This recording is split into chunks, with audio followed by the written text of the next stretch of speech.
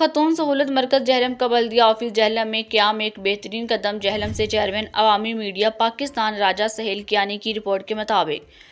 سنگت welfare foundation اور local government Punjab کے تعاون سے جہلم بلدیہ آفس میں خواتین کے مسائل کی شنوائی اور ان کے فوری حل کے لیے خواتین سہولت مرکز کا قیام ایک بہترین قدم ہے۔ انقلاب کے اظہار جہلم کی خواتین نے میڈیا کو انٹرویو دیتے ہوئے کہا۔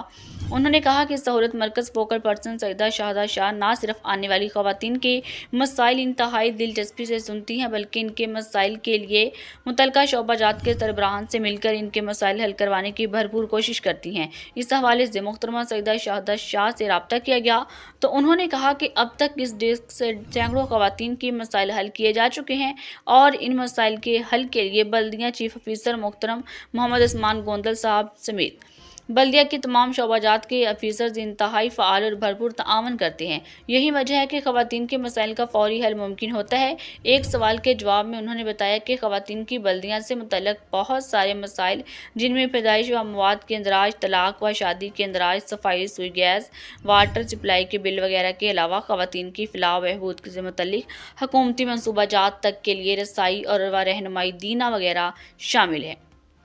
اس سلسلے میں ڈپٹی ڈائریکٹر محکمہ سوشل ویلفیئر و بیت المال جہلم محترم خضر حیات خان صاحب، محترم سہیل ناصر سوشل ویلفیئر آفیسر جہلم اور محترم اے سی صاحب جہلم سے برابر رابطے میں رہتی ہیں تاکہ حکومت کے خواتین کی فلاح و بہبود کے حوالے سے کیے گئے اقدامات سے